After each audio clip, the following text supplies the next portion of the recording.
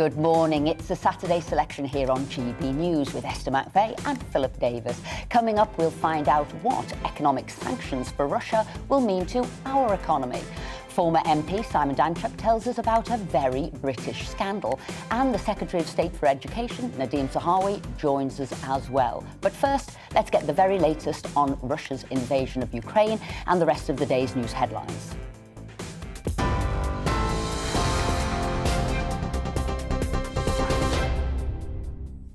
Good morning, it's 10 o'clock. I'm Tamsin Roberts in the GB newsroom.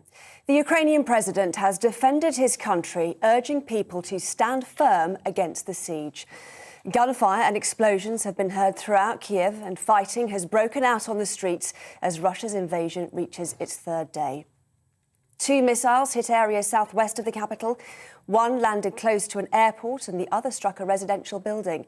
The UN Refugee Agency says more than 120,000 Ukrainian refugees have fled the country since Russia began its attack. But President Volodymyr Zelensky has reassured Ukrainians that he would not be leaving Kiev, saying the fight is here. Lately, there has been a lot of fake information online that I am calling on our army to lay down arms and to evacuate. Listen, I am here. We will not lay down the weapons. We will defend our state, because our weapon is our truth. And the truth is that this is our land, our country, our children. And we will defend all of that. NATO leaders, including the UK and US, have agreed to give more weapons, medical supplies and military aid to Ukraine. NATO are also deploying significantly more troops to Eastern Europe to bolster its defences. US President Joe Biden will provide up to £450 million to fund immediate aid and military training. Our Home Affairs and Security Editor Mark White says the Ukrainian government has called for more lethal military aid. NATO allies, despite what Russia might see as a provocation here, are determined that, of course, they're not going to put UK and other NATO ally boots on the ground there, but they will try their very best to get weapon systems into the country. Facebook is banning Russian state media from advertising or monetising on its platform anywhere in the world amid its invasion of Ukraine. In response, Russian authorities announced a partial restriction of access to Facebook in the country. But Sir Nick Clegg, the Vice President of Global Affairs at Facebook's parent company Meta, says Russian citizens are using the company's apps to organise for action and encourage them to continue to make their voices heard. British Airways has cancelled all short-haul flights from Heathrow until midday today. The airline has put it down to significant technical issues and not a cyber attack. BA's website and app were down for hours yesterday evening, so passengers were unable to check in or book new flights. It's their second outage in 10 days. People eligible for an energy rebate payment are being told they can get it quicker if they set up a direct debit to pay their council tax. The local government association says if they don't, it could take longer to get the £150 back because checks will need to be carried out on each household. It follows the government announcement of a support package to help households with rising living costs in England. Well, this is GB News. We'll, of course, bring you more news as it happens. Now, though, it's back to Saturday selection.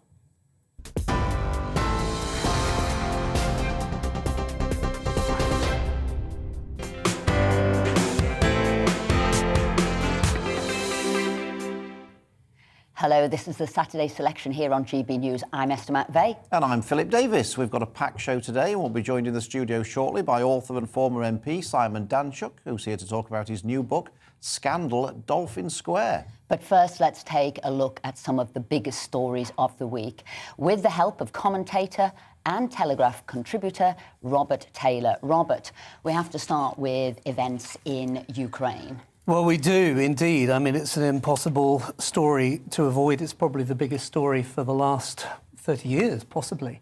And a story I picked out that was doing the rounds yesterday, the one I've got is in The Independent, but it was about 13 Ukrainian soldiers who decided that they would rather defy the Russians and tell the Russians where to go than surrender.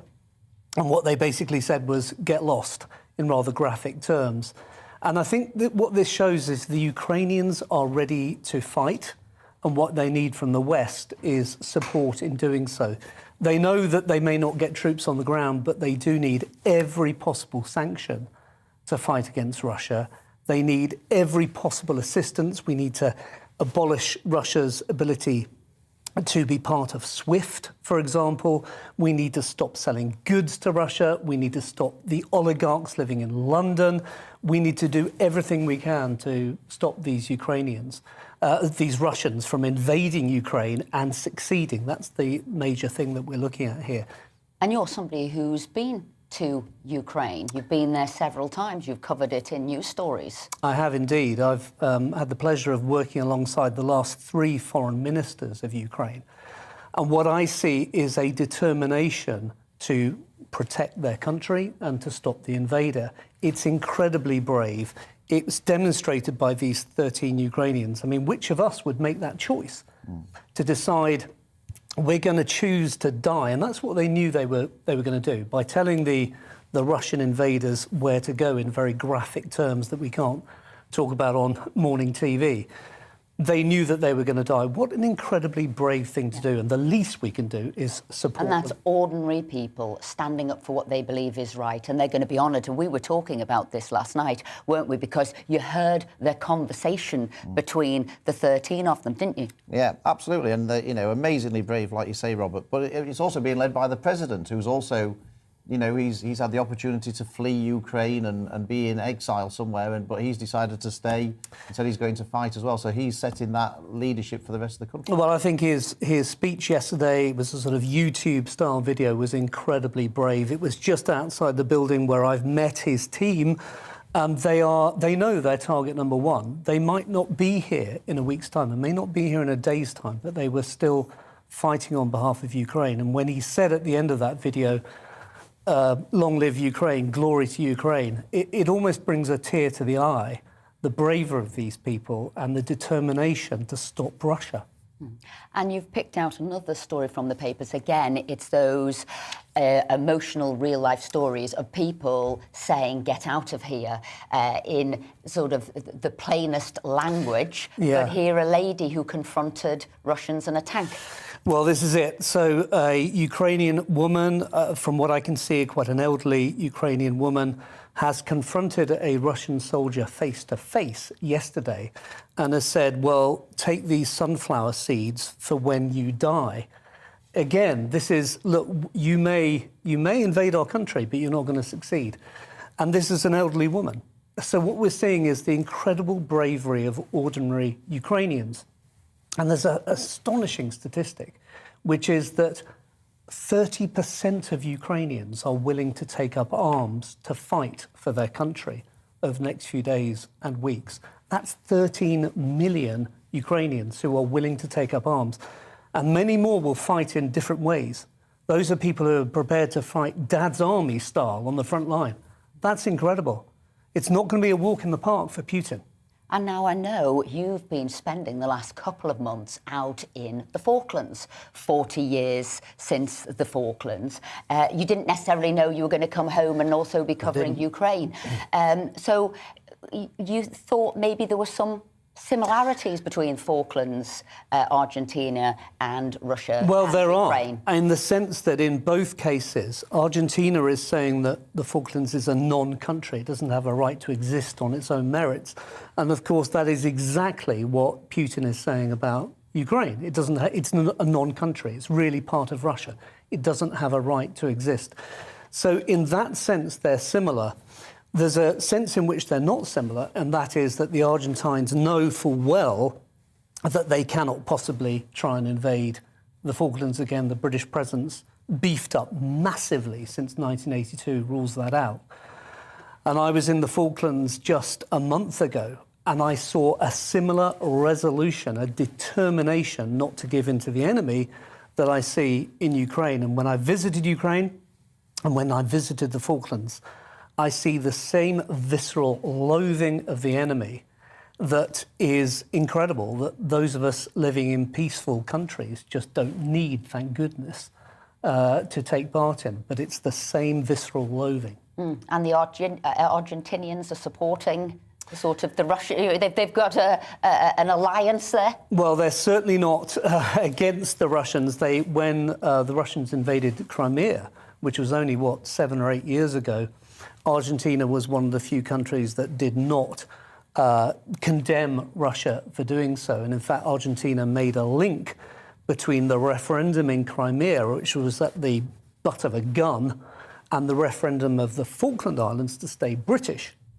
And now the Falkland Islands decided to stay British in a completely fair, voluntary referendum that they managed themselves, and over 99% of the Falkland Islanders wanted to stay British.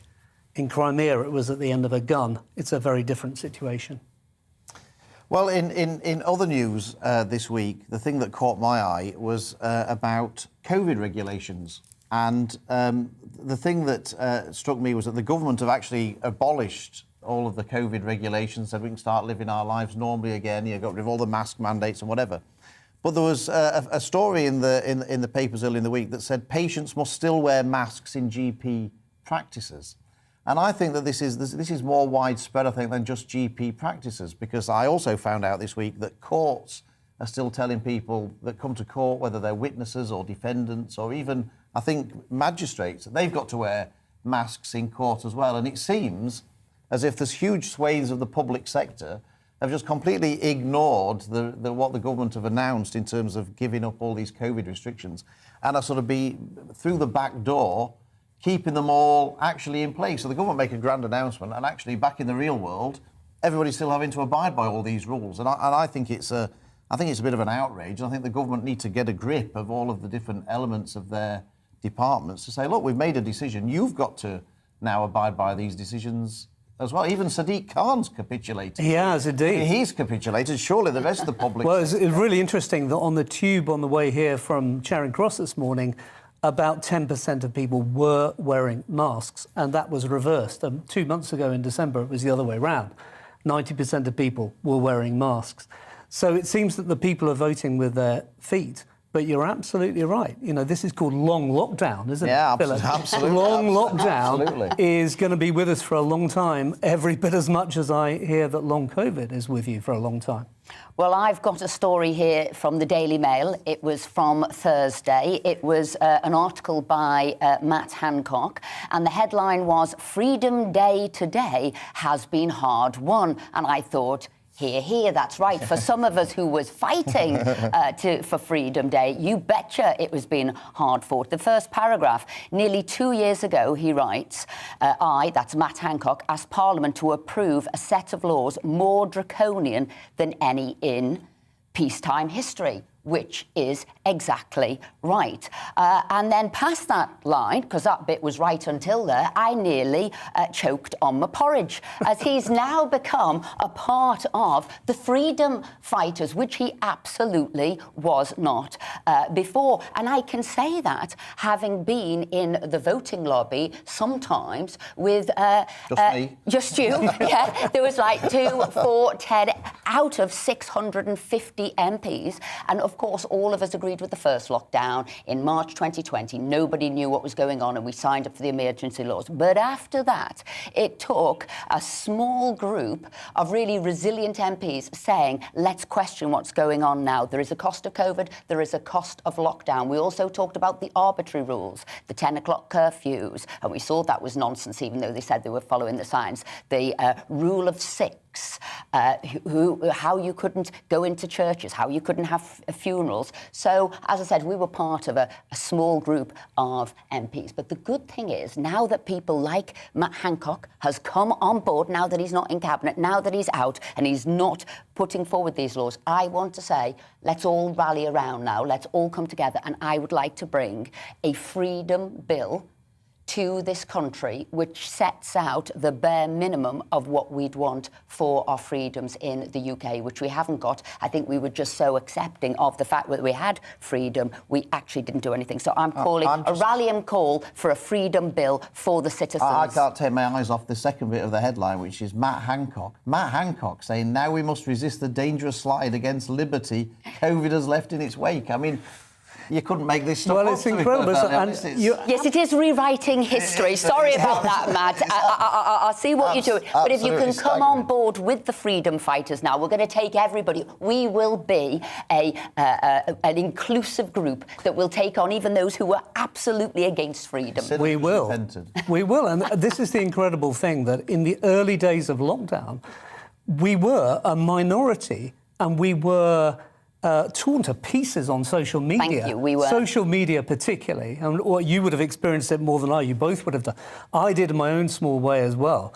Anything that resisted lockdown, that said, you know, this could cause deaths as well as saving lives. Yes. We were ridiculed. We were cancelled.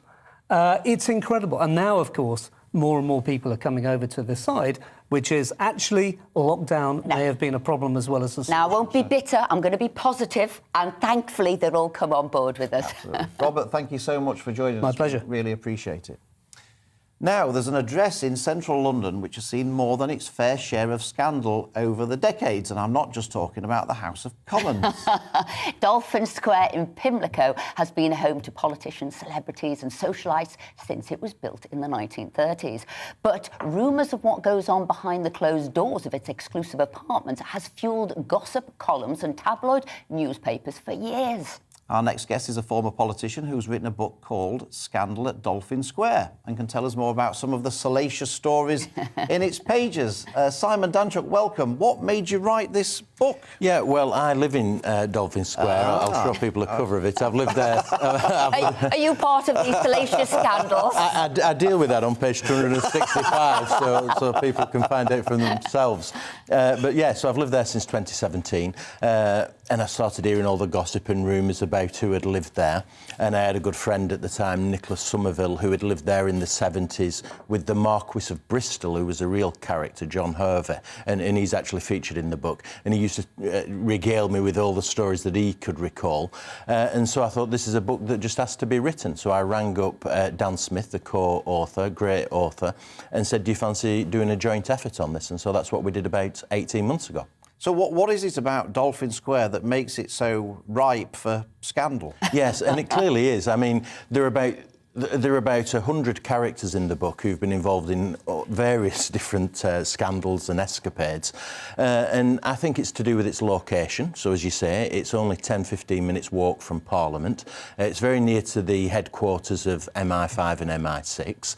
It's very close to Whitehall. You can walk into the West End. But also the nature of it. It's 1,100 apartments in a square. And there are various routes in and routes out.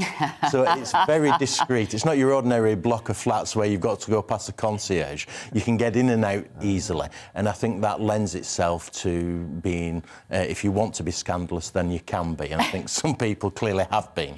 Well, I was looking at some of the inhabitants of the square. You've had everybody from the political people, Harold Wilson, William Hague, Alex Salmon, Nigel Farage. Not that we're casting aspersions on any of these people.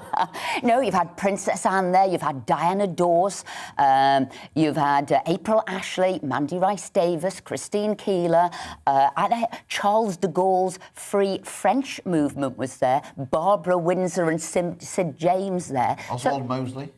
So I wondered, what was... Now that you've written the book, have you got a favourite scandalous story? Oh, yes. Well, there's Bertha Verrill, who's a very obscure character in that respect, but she's one of the first in the book in the 1930s. And she took a flat there. She was in equestrian, so she liked horse riding at the time, around Hyde Park and everything else. But what she kept doing, which was relatively scandalous, was kept getting drunk in charge of a horse and being prosecuted for it. So that's one of the lighter ones, I have to say. But there's many others in there. People will enjoy it, I think.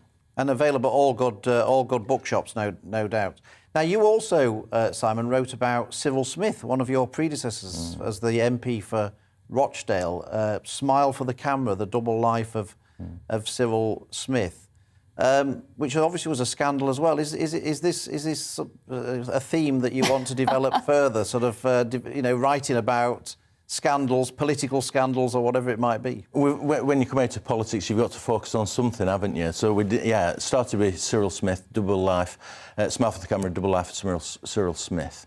And that is touched upon in the book, actually, because David Steele lived in Dolphin Square for quite some time. And you might recall that he nominated Smith for a knighthood, knowing that he was an abuser of children. And so we cover that in the book. And there is a darker side to the book. Towards the end, we do deal with some of the allegations around child abuse that have taken place at Dolphin Square. We deal with Carl Beach, the Nick character, who's gone to prison for perjury, quite rightly, and we talk about that.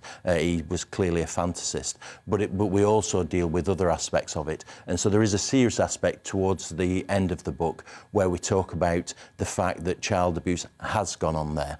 But nevertheless, it's actually a great place to live. I've been there since 2017. It's a fantastic community, great facilities. So I recommend it to people. Now that it's so famous, you'll be pushing your rent up. Yes, absolutely. Now, you weren't a fan of... You're no longer an MP. You weren't a fan of Corbyn. But how do you think Keir Starmer's getting on? I think he's doing okay. I think he doesn't quite have the leadership qualities that you would see in Tony Blair. I don't think he's breaking through. They've been doing well in the opinion polls, there's no doubt about that, but I think that's because of the adverse attention that Boris Johnson's had. And I think Labour have a long way to go yet before they will get anywhere near winning the next general election. If I were a betting man, and I'm not, I would put money on Boris Johnson leading the Conservatives into the next general election and even winning it. Right. Will you be back in the House? Oh, never. No, absolutely not. No, I've done my stint. Yeah, I didn't really take to it. I didn't enjoy it that much. He's too busy installing cameras in Dolphin Square to find the material for his next book. That's, I think, what is... I think there'll be a volume 2, I suspect. Yeah, absolutely. Simon Danchak, thank you so much for coming in and joining us. We wish you well with the book. Thank you. Coming up, are you confused about which pronouns you should be using? Well, you're not alone. More on that next.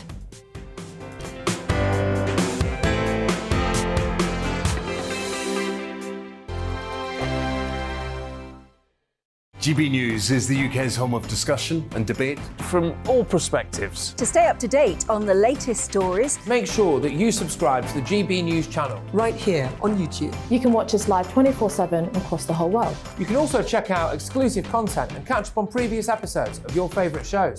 Every day, we ask the questions that you'd ask, so why not add your voice to the conversation in the comments section? Don't forget to subscribe. We are GB News, Britain's news channel. Every night at 11 on GB News, we bring you the next day's stories the day before. It's basically like time travel. If it's a big story, we'll cover it, guaranteed. But we'll also have some fun along the way. Big opinions, big laughs. Sometimes big hair. This is Headliners, the paper review show that won't send you to sleep like the others will. 11 p.m, 7 nights a week. Join us.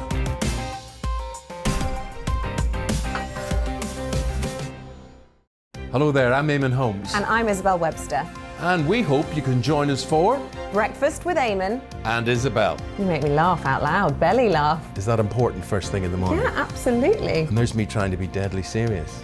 News is a serious business. Yeah, I have to rein you in sometimes. Well, it doesn't stop us laughing at it. It doesn't stop us having an opinion on what's going on. Yeah. And it certainly will not stop us reflecting what you think. Weekdays from 6 to 9:30 on GB News. I'm Dan Wootton. Join me Monday to Thursday from 9 to 11 for the feistiest and most fun news debate on TV, where free speech reigns. I'll bring you a sharp take on the day's biggest stories, bombshell newsmaker interviews, and A-list guests.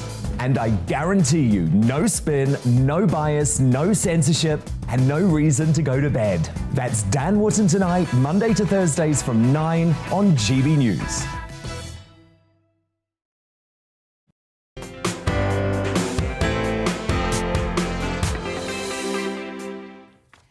Welcome back. We've got some of your views coming in. Phil. So Linda says, I don't understand why, after weeks of discussing the cost of living crisis, people are pushing for sanctions. Why should the poorest make sacrifices for a war they aren't involved in? And Ian says, anybody calling for a British invasion of Russia, you go first. It's easy to talk, much more difficult to do. And Lucy says, how are we supposed to gain energy independence from Russia while we are meeting our net zero targets? We'd love to hear more of your views. gbviews@gbnews.uk. Now, do you publish your pronouns? There's increasing pressure on people to include their gender pronouns on things like email signature and Twitter handles. Bristol University has produced a pronoun guide, including how to refer to people who identify as cat gender, whatever that is. Meanwhile, members at the exclusive Soho House have been asked to fill in a form which includes a staggering 41 different pronouns. So has it all gone too far? And do you feel under pressure to pick your pronouns? In fact, do you know what it means to pick a pronoun, and what pronoun would you pick? Let's speak to Simon Fanshawe, a writer, broadcaster and the co-founder of the LGB Alliance. Simon, in trying to be inclusive with pronouns, have we actually gone too far the other way? Esther, hello, good morning. I'm not a co-founder of the LGB Alliance, so just to correct you on that, I'm the author of a book called The Power of Difference, and the reason that I have any interest in this issue at all is if people want to do pronouns, they can do pronouns. My own view is that I think that it subscribes to an ideology which I don't subscribe to, but the point that I would make is that if you start enforcing these kind of things at work, creating social pressure on people to do it, it puts people who don't want to do it in a very difficult position. And there's this kind of idea that it's a sort of nice thing to do, that somehow it's inclusive. Well, it isn't actually. It's very divisive because there are lots of reasons why people don't want to do it. So particularly, there are large numbers of women who say, well, I don't have a gender identity that's separate from my biological sex, so I don't feel the need to somehow express a gender identity. There are many women involved, particularly in academia, for instance, who don't want to state that they are female because it disadvantages them in terms of their research, their citations and getting published. So there are lots of reasons why people wouldn't want to do it. My argument is that in work, and hence the book The Power of Difference, is that actually it's the combination of difference that really gives us the great solutions. And the danger with pursuing diversity at the moment is that it's become a tool of conformity rather than a springboard of difference. And the challenge that we've really got as human beings is to encounter each other's different views of these things and coexist and collaborate. So my problem is not so much with pronouns. I happen to think it's an ideology with which I do not agree. But my fundamental point is that forcing people to do it, either literally or by social pressure, is very divisive. Now, I got your book this week, The Power of Difference, and I have to say, I'm still reading through it, but I think, it's an excellent book. And as somebody on Merseyside who was the only Tory there, I always thought I found the power in difference. But I think when you say things like differences to be explored in the pursuit of coexistence, you're very much applauding the differences, but how do you get round the table and then discuss it and learn from it? That's what I was taking from it. How would you describe that? And how do we do that? It's much easier said than done. Well, you're quite right. At the moment, there is this very toxic atmosphere, so that I often think of behaviour and language in terms of three broad categories: careless, thoughtless and malicious. So I did a thing the other day and I said, the great British snack is the bacon sandwich. And a guy in a yarmulke put his hand up in the front row and went, not for me. And we laughed. And that was great. That was just careless, and he wasn't offended, I wasn't offended, but it was careless. Thoughtless is where all the ambiguity sits. Malicious we know about. That's when you attack people, you use your language in a hostile way. But it's this bit in the middle where people, in a sense, there's a gap between intention and effect. So people say things and then it gets moved into the malicious. I think what we've got to try and do is take a step back there. So at work, for instance, the key thing, and I argue this in the book, is that we need to tell each other our stories. We need to understand who each other are. I mean, I think you two are married, are you not? Well, how do you manage the differences in your relationship? Anybody who's in a relationship knows that the fundamental joy in a relationship is the difference, not the similarities. I mean, of course, you've got to have the similarities, But the difference is where the excitement stuff. That's what you talk about. We're still, Simon, we're still finding the power in our differences. There's a lot there. Well done, you. But I mean, if you went out to supper last night, my husband and I went out last night. If we'd sat around going, "Oh, I agree. Yes, I agree. Oh, yes, absolutely," it would have been extremely dull. As it happened, we had quite a long conversation about Ukraine. Why on earth were we doing that on a Friday night? I have no idea. Not a long conversation, but we kind of disagree. He's much more militaristic than I am. But my point being is, your question was, how do you do it? I think the answer is that we accept difference as a given, that we don't characterize difference as betrayal or as somehow a hostility. We accept that actually the fundamental thing about us being human is that we are different. And so that fundamental different view of the world is not designed to exclude people. It's the telling of our different stories. I don't know whether you know the Nigerian novelist Chimamanda Adichie, but she talks about this idea that our fundamental humanity comes from our ability to tell our different stories to each other. So I think we have to find ways of accepting that difference is a given. That's where we start in life. So, the minute you say to somebody, you're racist, you're transphobic, you're sexist, you're homophobic, just take a moment to say, actually, that's what I felt. That was the effect of what you just did or said. But also, what did you mean? And I know that's difficult. Because if you feel offended or attacked, that's hard to kind of take that moment. But they've got to take that moment too. So we've somehow got to find this way of collaborating around our differences in some sort of common goal. Simon, I agree with you. I think more live in and let live in. If people want to use a pronoun, that's fine. If they don't want to use a pronoun, that's equally fine. What worries me is what you've touched on there, that we've got a culture at the moment where lots of sort of decent people are petrified of what they're going to say, what word they're going to use, in case some zealot takes offence at it. And it seems to me that, people are so easily offended these days. In fact, people are looking to be offended, it seems to be, most of the time. What can be done? What can we do in politics, for example? What can be done generally to try and address this, what I consider to be a rather toxic culture of people being so easily offended? Well, as I say, I think we've got to find a way of just accepting conflict. I mean, conflict's a given. I mean, we are, as human beings, we're mutually in conflict in a way, because we can't do what we want. There's this phrase, bring your whole self to work. And I think, no, don't do that. Bring the bit of you to work. I mean, God, you don't. I don't want. You did. People work with me. They don't want the whole of me at work. I'll tell them that for nothing.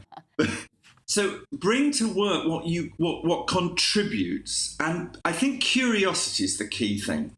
Is that difference and disagreement doesn't mean opposition and hostility. It means difference and disagreement. So we've somehow got to re-inject curiosity into these things. So when somebody says, I believe in the importance and the material reality of biological sex, that doesn't necessarily mean to say they don't have support for somebody who wants to take a particular route to solve their dysphoria or their gender difference or their gender difficulty. When somebody says, I'm uneasy about the way in which the town where I live has changed so fast demographically, don't immediately say they're a racist. Let's find ways of giving people the opportunity to talk to each other so that actually they feel much better about each other. And the truth of it is, most people do.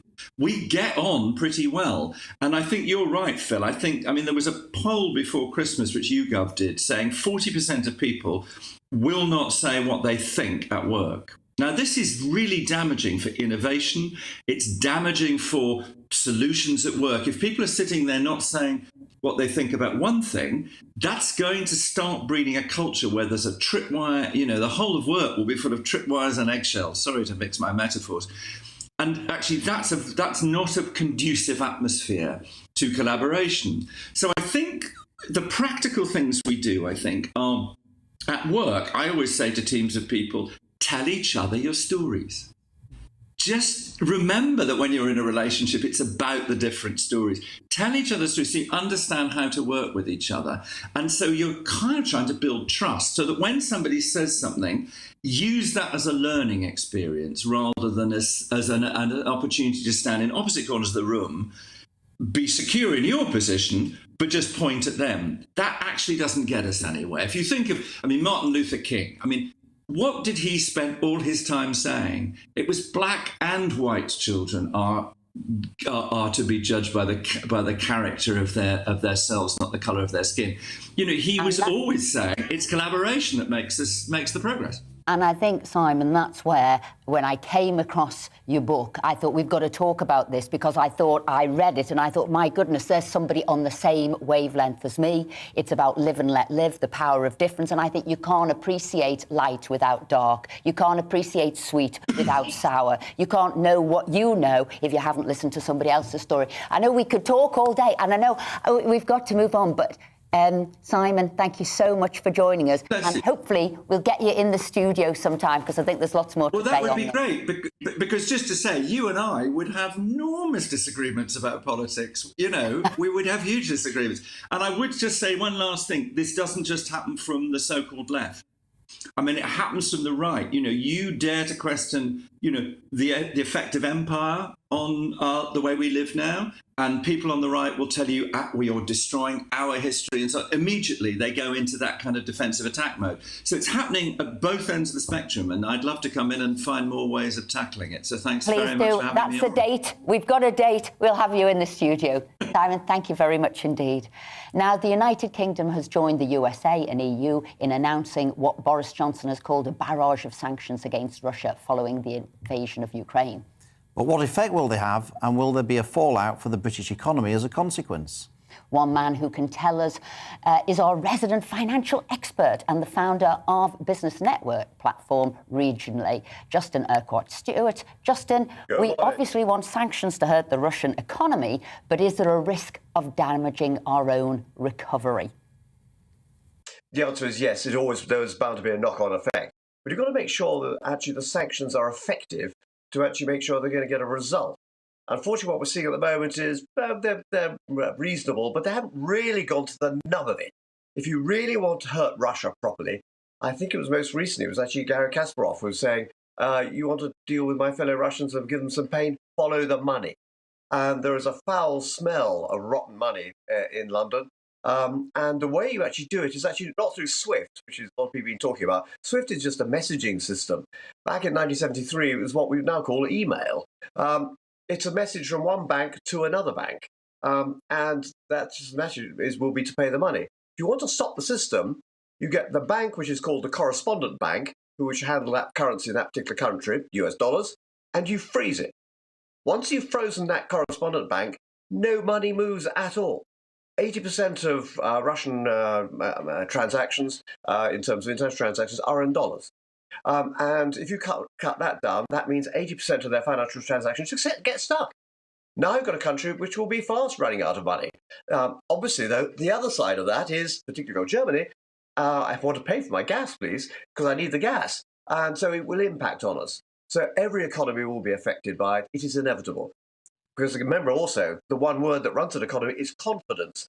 And every day that goes by where there isn't seen to be a resolution, or it's getting more worrisome, we see the terrible pictures coming out of Ukraine, is, I'm afraid, leaching away, eroding away that confidence. And that means you give an excuse not to invest in new businesses or businesses to carry on growing. You've persuaded me to maybe not spend quite as much. All those elements, maybe we're not going to move house. All those things which we would take for granted and keep the velocity, the speed of money running through the economy. If you start slowing that up, that's the quickest way to get a recession. Justin, presumably sanctions are only really effective if they're applied internationally and everybody's doing the same thing. Otherwise, that creates just a loophole. How hard will these sanctions that have already been announced hurt Putin's supporters? Yeah, the trouble is, by dealing with individuals, they've known that they're going to be targets for some time. So, if nothing else, just for taxation reasons. But they'll be covered, you won't find their names, there are not going to be a list of bank accounts saying, oh, look, there's another Russian here. The effect on most of us in terms of these sanctions like this, or better money laundering checkups, means that you and I try and open a bank account these days, it takes forever. You'd almost have to go leave your child in custody for them to have some security. So it's actually almost worked the wrong way. You need to keep it simple and operating internationally. And that's why the banking system, with this issue of correspondent banks is the way to go about it. If you just got rid of this thing called SWIFT and they kicked them out of it, they'd revert back to what we used to do before. When I was working in Uganda, we used to have a lovely old thing called a telex machine. You remember those wretched machines that gave you the Saturday football results on Grandstand or whatever it was? Well, that's what we used to actually message each other's banks, and then they'd make the payment. SWIFT is just an automated version of it. Now, if you've got people internationally actually just freezing those single correspondent banks and just making sure money can't move out of those, then you've solved most of the problem straight away. And you don't necessarily have to go through the tedious issue of trying to identify where all these people are, where they're living, what their assets are. Although I find it rather strange going down to that well-known footballing centre, Bournemouth, and suddenly find that Bournemouth Football Club's got a Russian flag flying outside it. Does make suspicious. I would have thought Bournemouth wasn't a natural target area for Russians, but nonetheless, that was another way of bringing money into the country. Not money laundering, I'm sure it's perfectly clean. Justin, Putin must have thought that the rest of the world was going to deploy sanctions upon it. So he must have thought, well, I know that, and I'm going ahead anyway. So what do you think? He was so confident maybe in the energy reserves he has. Why did he not think twice? Well, a couple of things. You can put the Lego pieces together here to actually find out what he's trying to do. One, obviously, we have that deal with Germany, whereby obviously you get the gas going through. And you, by the way, Mrs. Merkel, you can have your own private pipeline if you so wish, and will bypass those awkward Ukrainians and all those other people. Of course, it's not Mrs. Merkel anymore, but nonetheless. So you've got them on the hook straight away. Then, of course, you've actually got the situation where he's actually been running an economy, building up assets, building up reserves, over 600 billion, we think the figure is at the moment, which means that even if we'd managed to turn the tap off immediately, he can last a while. 600 billion is quite a lot of money, but it's not a lot of money if you're going to try and run a war for several weeks or months. So the third item I suspect he was banking on is it was going to be quick. Now, a Russian blitzkrieg. Well, it doesn't look like that at the moment. And of course, there's every opportunity you could turn into something which is painful, bloody, and of course, for far as he's concerned, expensive as well. So he'll end up dishing his own economy. So that, I suspect, is put those things together, and he would have known about the tightening up or maybe confiscation of businesses and property and things like that. But that doesn't affect him. That's all right. He's already got the rest of it covered. The war's going to be short. I've built up the reserves, and no one's going to actually fire me because Germany needs my gas. Justin Urquhart Stewart, thank you very much indeed for joining us this morning. Now, coming up, we'll be speaking to Education Secretary Nadeem Zahawi. Plus, we'll be joined by former England rugby international Andy Goode. What would he do if he ruled the world?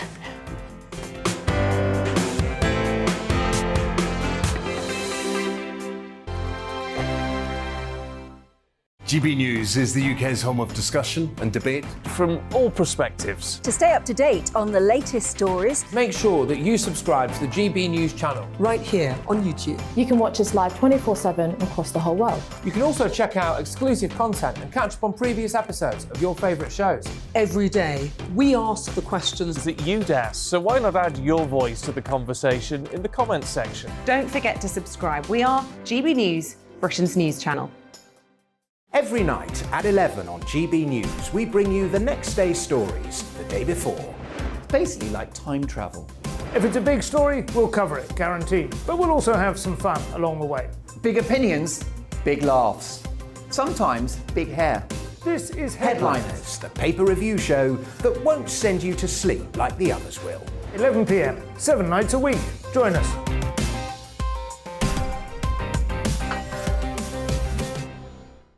Hello there, I'm Eamon Holmes. And I'm Isabel Webster. And we hope you can join us for Breakfast with Eamon. And Isabel. You make me laugh out loud, belly laugh. Is that important first thing in the morning? Yeah, absolutely. And there's me trying to be deadly serious. News is a serious business. Yeah, I have to rein you in sometimes. Well, it doesn't stop us laughing at it. It doesn't stop us having an opinion on what's going on. Yeah. And it certainly will not stop us reflecting what you think. Weekdays from 6 to 9:30 on GB News. I'm Dan Wootton. Join me Monday to Thursday from 9 to 11 for the feistiest and most fun news debate on TV, where free speech reigns. I'll bring you a sharp take on the day's biggest stories, bombshell newsmaker interviews, and A-list guests. And I guarantee you, no spin, no bias, no censorship, and no reason to go to bed. That's Dan Wootton Tonight, Monday to Thursdays from 9 on GB News.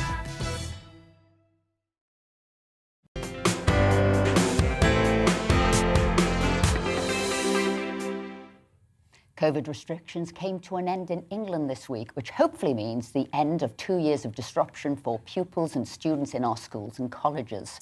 But it remains a challenging time in the education sector as teachers and unions wrestle with how best to live with COVID, issues of political impartiality, how to teach history in an inclusive way, and even what GCSEs you should have if you want to access higher education. That gives us plenty to discuss with the Education Secretary, Nadeem Zahawi, who joins us now. Nadeem, thanks for speaking to us this morning. So let's start with the end of COVID restrictions. What is the latest guidelines for schools and universities? So schools did a brilliant job in dealing with Omicron. We asked all schools, of course, to remain open and to reopen, obviously, after the Christmas holidays. 99.9% of them delivered. We took precautions before Christmas to allow them to order enough test kits for secondary schools to be able to use that first week back to test kids. They did a brilliant job of doing that. The support staff in the schools did a brilliant job, and I'm grateful to them. And of course, we were able to, early on, even before the Prime Minister then went further and removed all restrictions, we removed restrictions on wearing of masks in classrooms, which we had temporarily brought in as guidelines. On the whole, it's been a really positive experience. Young people, if you look at all the surveys, and I always say I'm going to be the evidence-led Secretary of State, young people, and the Children's Commissioner asked 500,000 children, 500,000 children, 2,500 kids of Gypsy and Roma families, 16,000 kids with SEND. They all said the one thing is they wanted to be back in the classroom, in school, with their classmates, learning, because it was impacting their mental well-being and, of course, their educational development. So I'm determined that we continue to live with this virus. We'll have other variants, I'm certain of it, whether one in the summer and one in the autumn, but never again will we ask children to be out of school and work, learning from home, because it really was deeply impactful on their well-being and, of course, their education. And similarly with universities, both myself and my universities minister, Michelle Donlan, have made sure that we are very clear with Vice Chancellors, with universities, that we want students back at university, back in their lecture halls, back learning. They deserve that. They're borrowing £9,250 a year for that education, and they deserve the very best. And online education is, on its own, is just not good enough. And so I think we're in a good place, but of course, much to do. I have a big agenda. I've focused the department on three things: skills, schools, and family. And we can talk about all those three things, I hope, this morning. Nadeem, just on the COVID restrictions, the government's announced the end of all of these restrictions, mask mandates, and all the rest of it. How are you going to ensure that schools don't reintroduce them by the back door and ignore what the government's announced? So, on the whole, schools and school leaders, and I thank them for everything they've done. They've really responded to everything that we have asked them to do. So when we put out guidelines on removing masks from the classroom because they do impede learning and communication, they responded to that when we asked them to install the 350,000 CO2 monitors and give us the data back so we can see where we do need to buy the air purifiers, the air ventilators. They came back and we worked out that we only need to buy about 8,000 to 9,000 of these, rather than spend taxpayers' money. I always remind my department we are the custodians of taxpayers' money, and we have to spend it responsibly. So they've responded really, really well to this. If there are pockets where parents are unhappy or they think that somehow there are restrictions still apply, then I would urge them to come forward, contact your Parliament or contact the department or myself directly, and we will look at it immediately with our regional school commissioners who work very closely with schools and school leaders. Now, on political impartiality that I know you've been speaking about recently, look, when I went to school, I didn't know what the political opinions of any of my teachers were. Now it seems that, you know, we have to know the political opinions of every teacher. What is it you're actually going to do to make sure that schools do stay politically impartial? I mean, what sanctions are going to be there in place for teachers who use their position to just shove propaganda down their pupils' throats? Look, I mean, like you, Philip, I remember, I came to these shores when I was 11, couldn't speak a word of English, but had parents who valued education, understood the key that education, can unlock is tremendous. And of course, I learned to read the language, speak the language, but fundamentally, when I began to think in the language, it made all the difference. The only thing I remember then, my mother saying that a grocer's daughter, this was 1978, 79, we arrived in 78, but in 79, had just become leader and prime minister. She said, "This country is a great country, my son." But you're right. The really important thing to remember is young minds need to be taught to be curious and to be able to be exposed to all sides of the argument. Now, you and I and Esther, I'm sure you'll agree with me on this. I take pride in general election time of going to my local schools and engaging in the hustings with other candidates, because then we expose young people to what the blue team thinks and what the red team and the yellow and green team think, and let them make their mind up on this. And we mustn't allow young minds to simply get information from a particular point of view and not be allowed to actually understand, explore other points of view. So in any contested subjects, what I'm saying to teachers is you must teach all sides of the argument. It's important for the curriculum that actually students get that ability to be curious. So if you're dealing with racism, of course we should explore that subject, but there are particular political movements that will have a particular point of view, and that should not be the teaching to our young minds, young people, as if it's fact. That's where I'm saying. So where there are contested subjects, then you have to be able to allow young people to see all sides of the argument and not your particular point of view as a teacher. That should be kept in the cupboard away from young people. What should be happening is they should be exposed to all sides of the argument. And I'm sure most people would agree with that. Certainly parents and students agree with that. And actually the teaching leadership agrees with that. Maybe not all the unions, but certainly the Association for School and College Leaders think that actually what we published was really important and evidence-led. And that's what we should be doing. Nadeem, you got the position, I think it was the 15th of September, and you've certainly hit the ground running.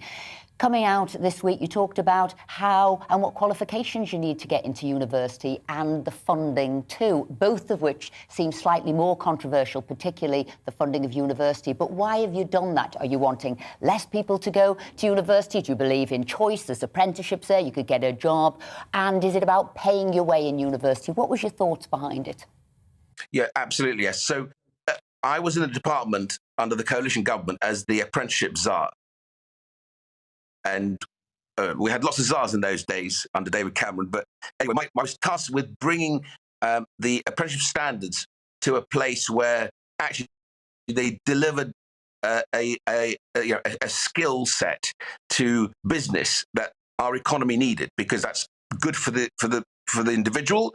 It's good for all of us collectively, because the economy is more productive. That's a good thing. We did that. The golden thread through my strategy, and you see it with my predecessor, Gavin Williamson, did a brilliant job on the skills white paper. We've turned that into the skills bill, is that we embed business into designing the skills that young people, when they become adults, need to have a fulfilled career and a great outcome in their life. If we focus on outcomes, the way I did with vaccines, I said, I don't care about how many vaccines we've ordered or how many we've got in the warehouse, how many are we getting in people's arms and saving lives, then we'll be doing the right thing. So that is if you're asking me what the strategy is, it is to make sure that we embed business through the skills agenda and we bring further education and higher education much closer together. So the big emblematic announcement we made is that anyone over the age of 18, if you want to reskill or upskill at any point in your life, if you're in Aberdeen oil and gas and you want to move to northeast offshore wind, we will stand behind you to the equivalent of about £37,000 or 4 years of education, of university education equivalent, and we will stand behind you and you can do that. Now, if you'd asked me back in 2016 that there would be a prime minister who would convince the Treasury that they'd back adults to reskill and upskill to that level, I would have bitten your arm off. This PM is doing it. So the lifelong learning entitlement is what we're consulting on and how we do that. And then what I had to look at is how is the student loan book actually working? At the moment, under the current system, without any changes, only about 23% of students who take a loan actually pay back their loan fully. That's not a good place. That's a system that's not really working properly.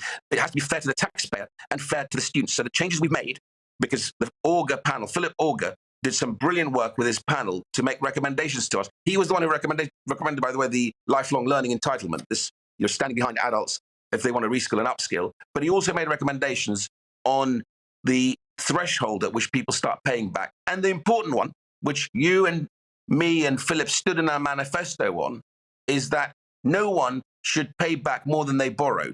We said in our manifesto that we will reduce the interest rate because young people are paying basically RPI plus 3% on the loan. Going forward, it'll be RPI plus 0%, because the principle that no one should actually pay back more than they borrowed is a fairness principle, is an important one. So we're introducing that as well. We're also investing in our higher education. So £900 million of investment, 75 million of it will go towards disadvantaged pupils. And I know Philip has some brilliant programs in his constituency, because I've been engaged with them on this, who want to go to higher education, want to get a degree in engineering and STEM and other areas of the economy that we need. We will invest in them.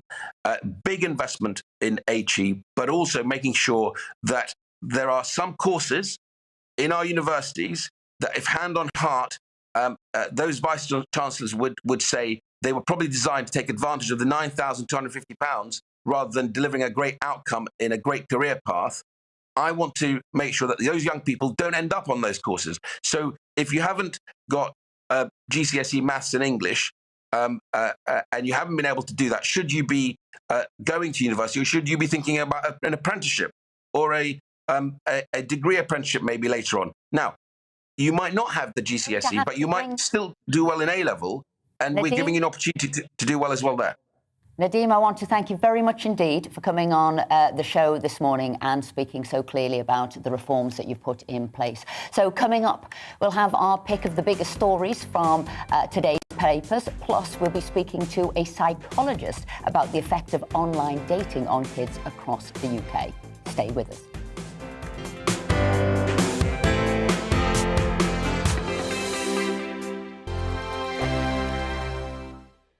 GB News is the UK's home of discussion and debate from all perspectives. To stay up to date on the latest stories, make sure that you subscribe to the GB News channel right here on YouTube. You can watch us live 24/7 across the whole world. You can also check out exclusive content and catch up on previous episodes of your favourite shows. Every day, we ask the questions that you'd ask, so why not add your voice to the conversation in the comments section? Don't forget to subscribe. We are GB News, Britain's news channel.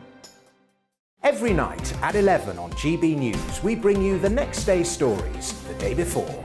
Basically like time travel. If it's a big story, we'll cover it, guaranteed. But we'll also have some fun along the way. Big opinions, big laughs. Sometimes big hair.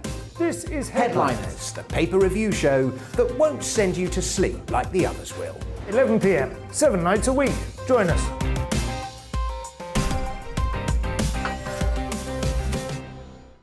Hello there, I'm Eamon Holmes. And I'm Isabel Webster.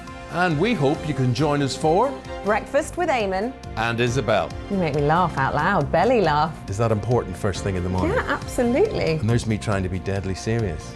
News is a serious business. Yeah, I have to rein you in sometimes. Well, it doesn't stop us laughing at it. It doesn't stop us having an opinion on what's going on. Yeah. And it certainly will not stop us reflecting what you think. Weekdays from 6 to 9:30 on GB News.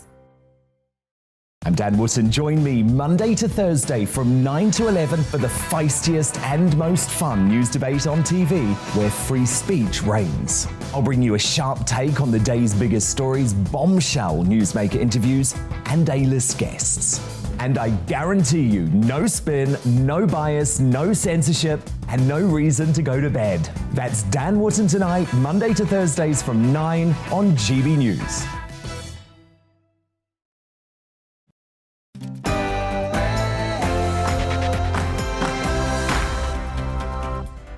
Good morning, it's the Saturday selection here on GB News with Esther McVeigh and Philip Davis. Coming up, we'll be talking about the minefield our teenagers find themselves in when it comes to online dating. And with spring on the way and COVID restrictions lifting, can the British pub industry recover after a terrible couple of years?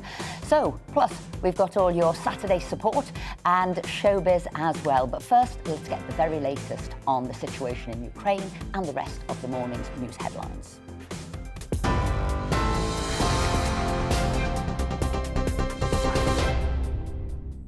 Good morning. It's 11 o'clock. I'm Tamsin Roberts in the GB newsroom. The Ukrainian president says the country is controlling Kiev and key points around the city. But Britain's defence ministry reports a bulk of Russian forces are 90 miles away from the centre of the capital. Gunfire and explosions have been heard throughout the capital, and fighting has broken out on the streets as Russia's invasion reaches its third day. 2 missiles hit areas southwest of Kiev. One landed close to an airport and the other struck a residential building. The UN Refugee Agency says more than 120,000 Ukrainian refugees have fled the country.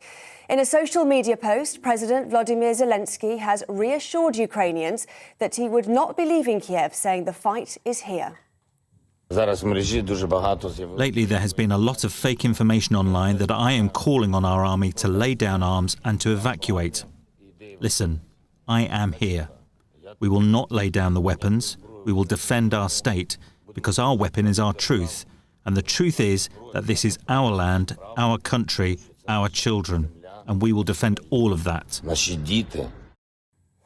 Well, our Home and Security editor, Mark White, joins us in the studio now to get more on this. A defiant President Zelensky there, Mark. Constant developments in this story. Just bring us up to date with what's happening as you know it. Well, President Zelensky has been speaking again, this time actually appealing for people, friends of Ukraine, to come to the country. So not necessarily individual countries' militaries, but anyone, civilian fighters who want to come to Ukraine to take up arms and help them fight the Russian invasion. Then he says they would be more than welcome. Quite how they would get there is another matter. It's not a secure country by any means. There have been lots of explosions in cities right across Ukraine again overnight.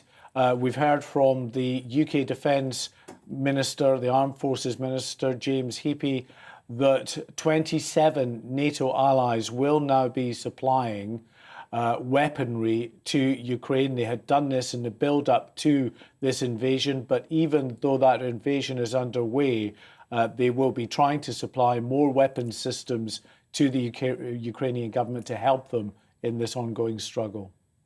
OK, Mark White, our Home and Security, thank you very much. We'll be hearing from you, no doubt, later on. NATO leaders, including the UK and US, have agreed to give more weapons, medical supplies and military aid to Ukraine. NATO are also deploying significantly more troops to Eastern Europe to bolster its defences. US President Joe Biden will provide up to £450 million to fund immediate aid and military training.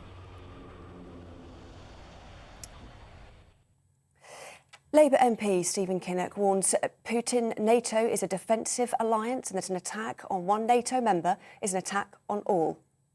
So much as considered putting a single military boot on the ground into any of those NATO countries, then the consequences for him will be swift and they will be catastrophic. And that is what I think we have to make absolutely clear to him now, whilst doing everything we can to arm the resistance in Ukraine so that we stand with our friends and partners and allies against this tyrant and gangster that Mr. Putin really is.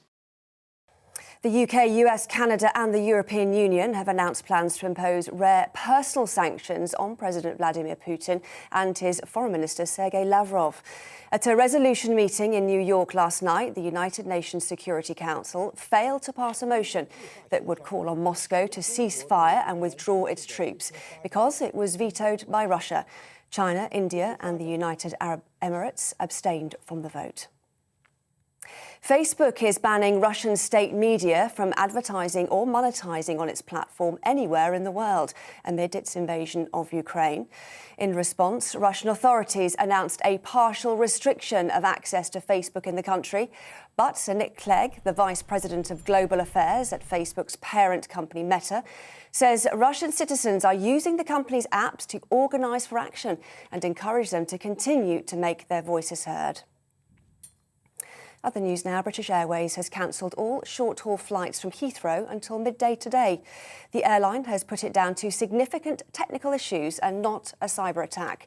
BA's website and app were down for hours yesterday evening, so passengers were unable to check in or book new flights.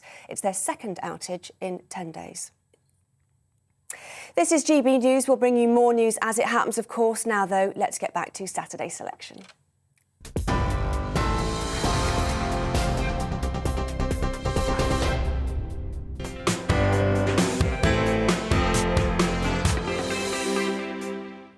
Hello, this is the Saturday Selection here on GB News. I'm Esther McVeigh. And I'm Philip Davis. Coming up, we'll be speaking to psychologist Dr. Linda Papadopoulos on the perils of online dating for teenagers. But first, let's take a look at some of the biggest stories of the day with the help of our commentator and Telegraph contributor, Robert Taylor. So, Robert, what has caught your eyes in today's papers? Well, what's caught my eyes is that the Ukraine crisis is going well beyond Ukraine, or it could do, if the West doesn't get this right. And the Telegraph is reporting that Moscow is threatening Sweden and Finland for what it calls making eyes at NATO. Now, again, this is deeply worrying if ordinary countries like Sweden and Finland cannot control their own destiny and cannot decide whether they want to be part of NATO or indeed the EU, and that Russia must determine that, then we're in deep, deep trouble. And we're going back to the dark days of the Cold War that we all remember, of course, before 1990.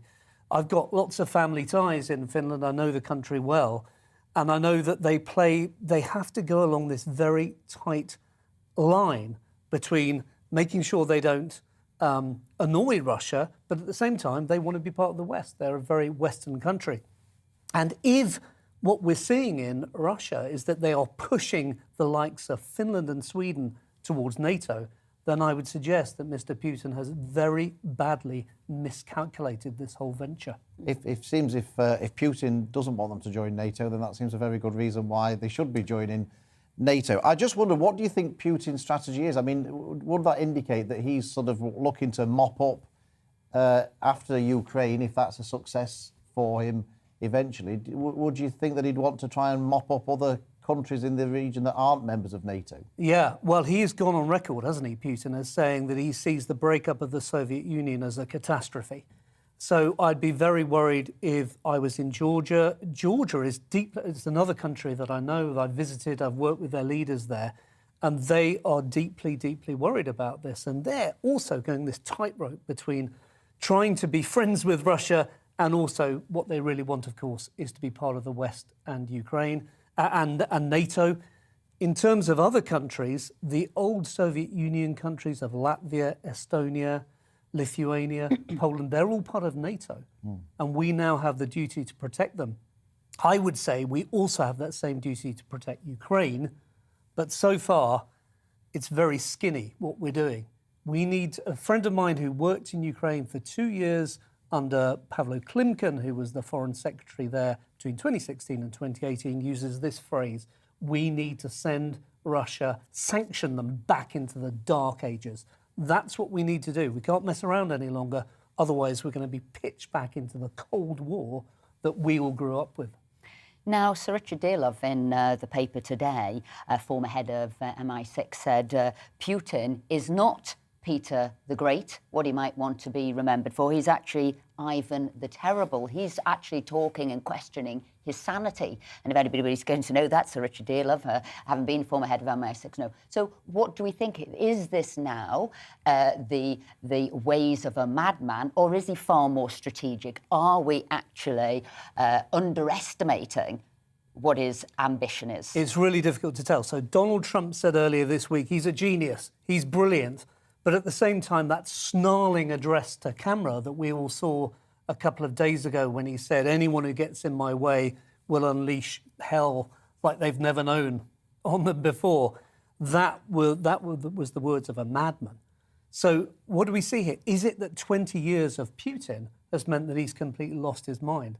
It could well be.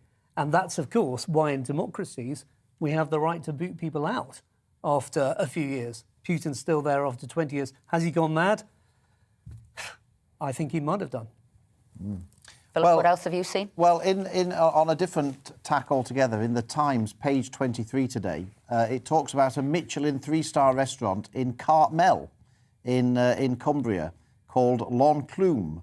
And it's a great story, actually, of the owner, Simon Rogan, and his wife, Penny, who decided to turn a former antique shop into a restaurant in 2002 and have now got 3 Michelin stars. The only downside as a Yorkshireman, these are important factors, Robert, you'll understand, is that I actually looked on the website to look at their prices, you know, as any self-respecting Yorkshireman would do. And if I read see what restaurants we go out to. If I read it correctly, it seemed that lunch was weighing in at around £100 and the sample menu was per person or per family? £195. Well, I don't know. It didn't make that clear. I thought you'd be feeding a family of 6 for that. But I have fear it may be each. So I didn't know if that might be a bit steep for me. But if anybody's in Cartmel, I mean, I've been to Cartmel because it says it's putting it on the map. It's already on the map for me. I'm a big horse racing fan, and there's a wonderful racecourse there.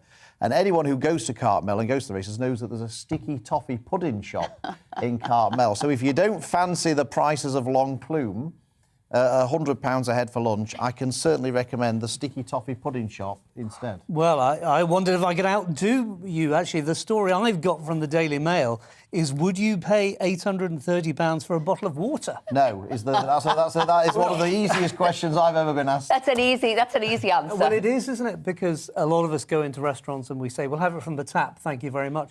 If you have to have bottled water, you might pay a £5 for it at a push. But there's a company which is Nevas Water is charging extortionate amounts for water. And what they're saying is that just as you might buy a bottle of wine from time to time to treat yourself, so you might want to treat yourself to a good bottle of mineral water for several £100s. I wouldn't be paying £830 for a bottle of wine either. Absolutely right. I'm with you on that. Well, and listen, anybody who falls for that line is crazy crackers, isn't it? Oh, this is a vintage year. This bottle of water is from 1872. Right. A vintage year. I'd say no, I'd soon have a more modern bottle, which has probably got better purification there. Totally different story. Sun, page 22, page 23, and this is picking up the slack for the failing royal men. It is the women. Are the women of Windsor going to save the royal family? Prince Andrew hasn't helped. Prince Harry hasn't helped. Prince Charles now seems to be under scrutiny, but look at the women come forward, from the Queen to Anne, to Camilla, to Kate, all of these ladies, to Sophie, standing forward and actually showing the men how it's done. Well, they are, absolutely. And what I would say is interesting about that is Princess Anne, when I was growing up, was regarded as someone who was a bit off form, someone who was a bit nasty with the media, who's a bit sulky. And we've seen that on The Crown. I don't know if you've seen The Crown, but she's portrayed those are in the horse racing days. Exactly. But now, 30, 40 years later, She's bided her time, and now she's one of the most popular royals. Camilla's going to be our future queen, we understand. Kate is playing a blinder in Denmark this week. Sophie, what a hero she is as well. So I absolutely agree with that story. Robert, thank you so much for My joining pleasure. us again this morning. Much appreciated. Now, as we do every week here on the Saturday Selection, we like to ask a well-known personality what they would do if they ruled the world. Yes, if you were put in charge for 24 hours, what would you do? What laws would you change, and how would you deal, for example, with the current crisis in Ukraine?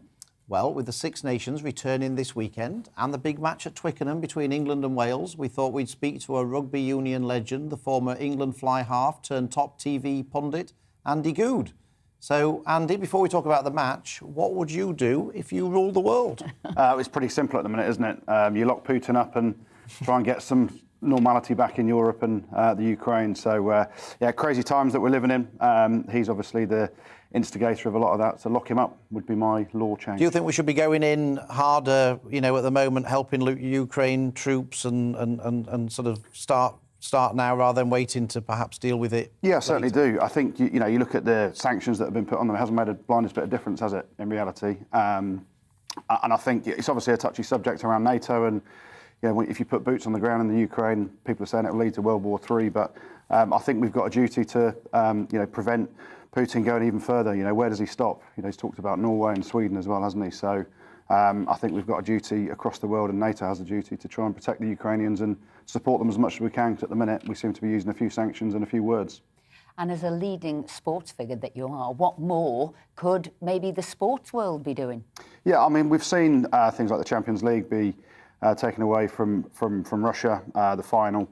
They're talking about some of the lead sponsors as well that are Russian state-backed. So I think we have to come down really hard.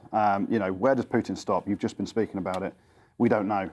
Is he a madman? Well, some people think he's gone a bit crazy. So with these people, you know, and politics isn't obviously my area of history or strength, but you have to put a stop to them somehow. And at the minute, I don't think there's enough going on to try and prevent him from, you know, going further into Europe. And you mentioned some of the other Eastern Bloc countries from yesteryear. They're all feeling the pressure now as well, aren't they? And thinking that they could be next.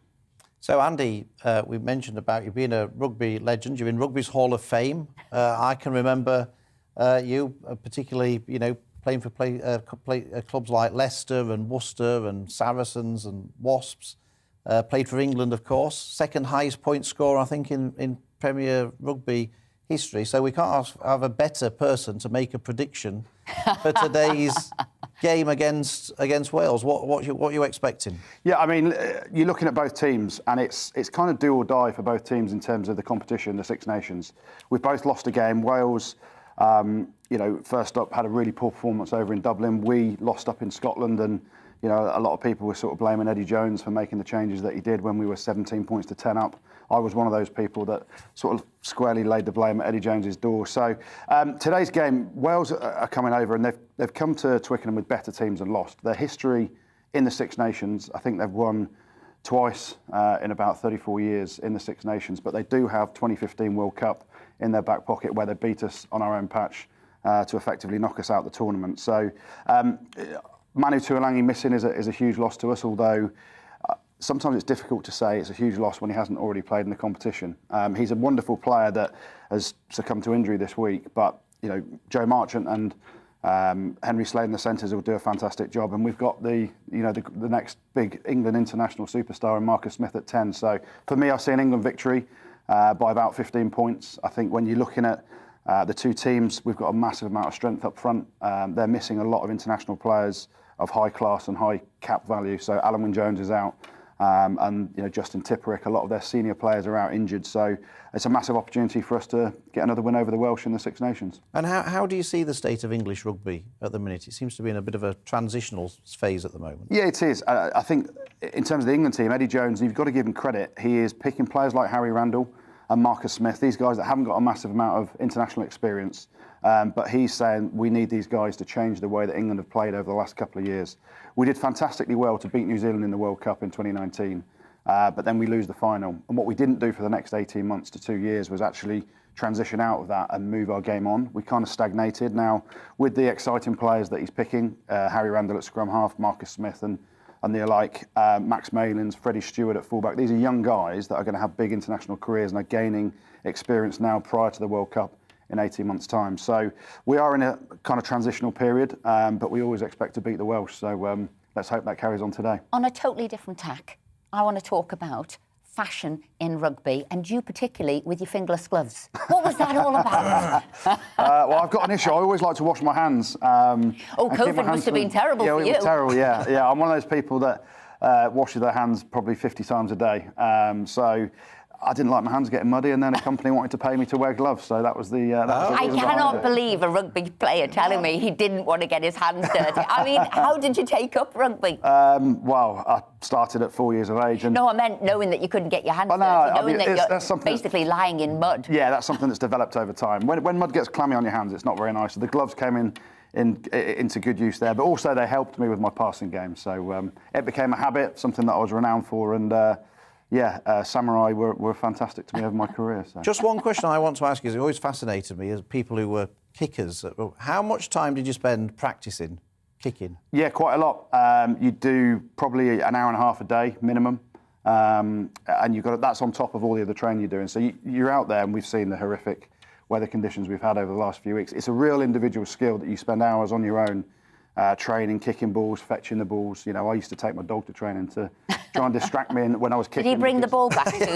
Well, it didn't have quite a big enough mouth, but listen, you spend hours honing your skills, and it is the one thing in a team sport that's so individual. You know, when Marcus Smith or Dan Biggar today go for a penalty at goal, 82,000 people will have their eyes focused on them, and it doesn't matter what your teammates are doing at that point. It's you, the post, and the ball, and that's it. And such an individual skill element that has a massive impact on the game. If you're not doing your practice and your training in the week, you come a cropper at the weekend, and then everyone looks at you and says it's your fault. So you have to practice pretty high. Andy Good, thank you very much indeed for joining us. Enjoy the match this afternoon. I will be looking to see if England win by 15 points. There we go. Thank you very much indeed. Coming up, are our teens and children safe from harmful online content? Should we be doing something, or should parents be made responsible? Stay with us.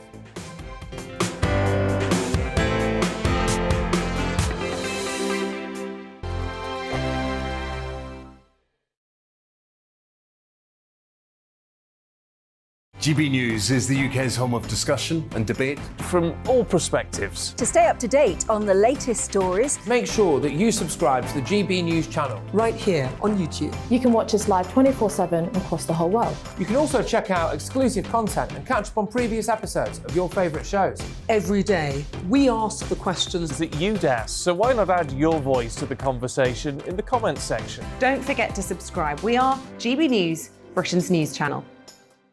Every night at 11 on GB News, we bring you the next day's stories the day before. Basically like time travel.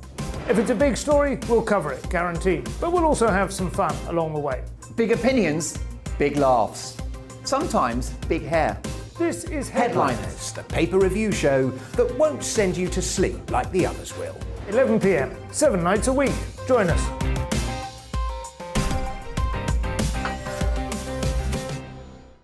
Hello there, I'm Eamon Holmes. And I'm Isabel Webster.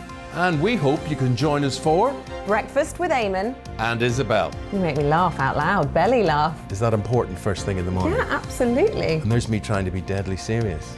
News is a serious business. Yeah, I have to rein you in sometimes. Well, it doesn't stop us laughing at it. It doesn't stop us having an opinion on what's going on. Yeah. And it certainly will not stop us reflecting what you think. Weekdays from 6 to 9:30 on GB News. I'm Dan Wootton. Join me Monday to Thursday from 9 to 11 for the feistiest and most fun news debate on TV, where free speech reigns. I'll bring you a sharp take on the day's biggest stories, bombshell newsmaker interviews, and A-list guests. And I guarantee you, no spin, no bias, no censorship, and no reason to go to bed. That's Dan Wootton tonight, Monday to Thursdays from 9 on GB News. My name's Tom Harwood, and every weekday we bring you The Briefing live from 9:30 a.m. The stories, analysis and live debate that you need to hear. Quite right, Tom, of course. Was this something that had been considered at all? Difficult to answer. Gas-guzzling helicopters circling. Noise is being made here. Joe Biden walking out Thank you very much for joining us. Don't miss it. The Briefing with me, Tom Harwood, Monday to Friday, 9:30 a.m. on GB News. Join me, Gloria De Piero, Monday to Thursday at noon for The Briefing. We go to the parts of Parliament that you won't see elsewhere. Plus, there's exclusive interviews with MPs from all parties. But quite often, they paper over the real truth. Why does a working class lad like you join the Tories? That's a good question. Don't miss it. Monday to Thursdays at noon on GB News.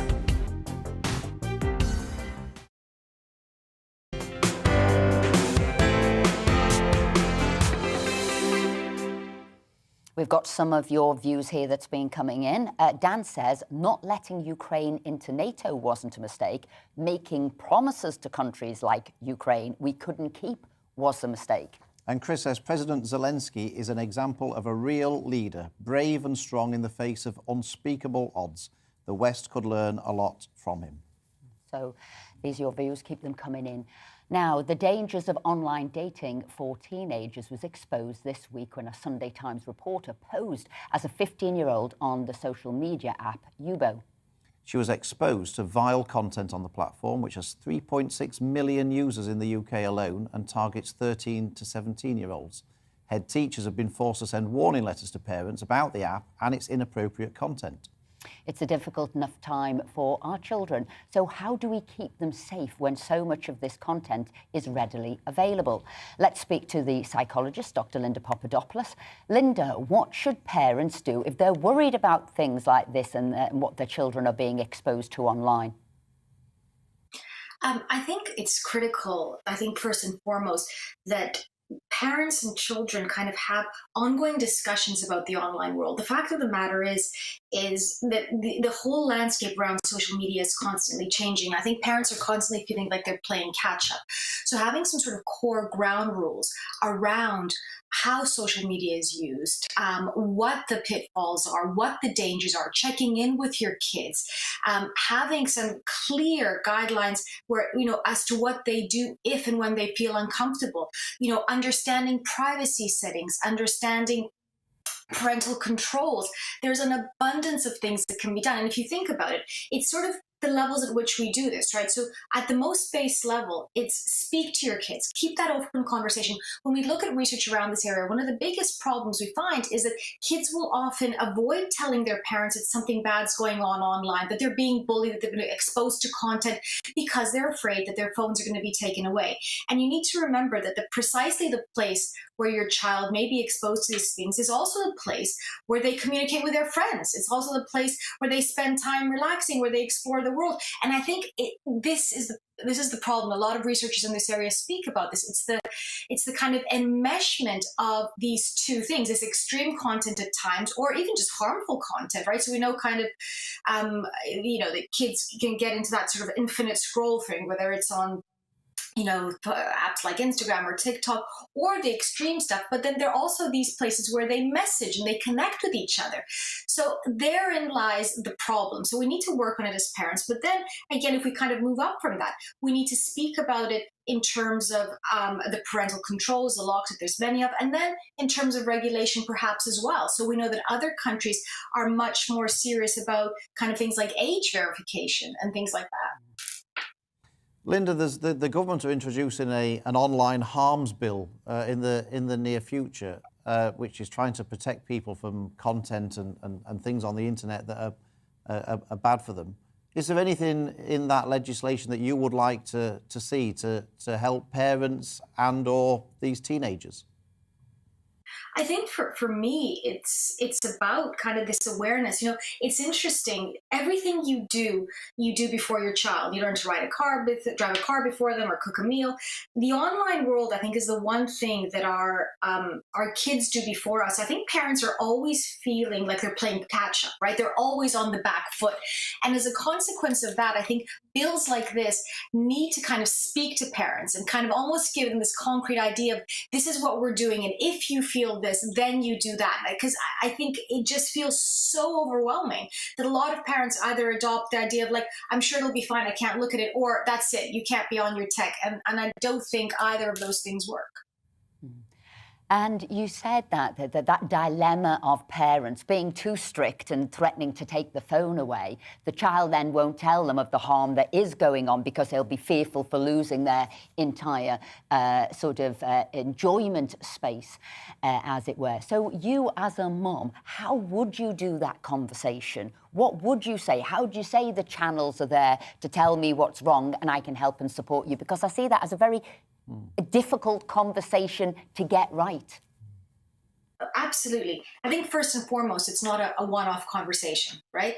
So, as psychologists say, it's the broken record technique. When something's important, you need to say it over and over again. I think, we know that most kids get their phone age 11, right? This is understandable. They're usually kind of on public transport for the first time by themselves. So when that phone begins, you kind of, that whole kind of contract between you and your child has to begin as well, right? So it's the idea of like, okay, this is a piece of technology that literally opens the whole world to you. In the same way I didn't plonk you on a two-wheeler speed bike and let you go through traffic. We started off with a tricycle, then we got the training wheels, then eventually this is how we're going to do this. So start with ground rules. We know, for example, basic things. We know that being on your phone has a huge, issue with regards to sleep, right? It really gets in the way of sleep. So be clear about, during what times they can use the phone, at what time they need to stop. We know it interferes with memory consolidation. When you're studying, don't have the phone with you. I'd rather you check it. We know that meal times are critical for being able to speak. Try and keep your phone away. So be clear about that. The second thing you want to be clear about is that this idea of your digital footprint, right? You and I could make the mistakes that we made growing up, and God knows we made, a lot, but it didn't follow us. These kids, digital footprint will go throughout. I used to say to my daughter, if you're not comfortable wearing it on a t-shirt, don't put it online because it'll stay there forever. So this idea that it'll follow you, remember that. And thirdly, and really critically, you need to kind of, make sure that your child feels like you're on their side. So the technology isn't between you, but rather it's something you put in front of you, stand next to each other and say, right, I get that this is where you communicate with your friends. I get this is where you do your study, but you need to understand why there needs to be some connection. And let's talk about this so that those rules are, they understand them and that they evolve as the child grows. Linda Papadopoulos, you can see why she's the country's top psychologist. I like to think so as well, and also author. Thank you for putting that so clearly and plainly. Thank you for joining us. I think it's really difficult, isn't it, when children know more than their parents about things. I mean, I'd never heard of YouView, so it's very difficult. My kids are always on these things, and Lord knows what they're doing half the time. As is he. Yeah. Now, every week here on the Saturday Selection, we speak to an MP currently trying to get a piece of legislation through Parliament in a private member's bill. This week, we're joined by Robert Halfon, the Conservative Member of Parliament for Harlow and Chairman of the Education Select Committee. Robert, thanks for joining us. Tell us a little bit about your bill. Well, good morning to you. Pleased to be on the programme. And what the bill is talking about, it's called the School Infrastructure Bill, because we know that school closures were nothing short of a disaster for our children in terms of their mental health, their educational attainment, their safeguarding and their life chances. And what this bill says is that if there is ever a lockdown again, and I hope to God we don't have one, that schools should be seen as part of the national infrastructure, like supermarkets, like national power stations, and not closed. And what that would mean in practice is that if the government decided to close schools, they would have to get permission from the Children's Commissioner. Then there would have to be a separate vote in Parliament, because it's worth remembering that when we had the lockdown, schools, there was no separate vote on whether schools should be closed or not for most pupils. And then what the bill also suggests, it's a triple lock in essence, is that every 3 weeks, Parliament should be able to vote whether or not, if the Parliament had voted for the schools to close, the Parliament would be able to vote to reopen those schools. The bill's backed by the former Children's Commissioner, Anne Longfield, really respected, and the current Children's Commissioner, Rachel de Souza. And we've got to make sure that we never, ever do what we did to our children with school closures and damaged their life chances and their education. And that's why I'm very passionate about this bill and hope very much to persuade the government to take it up.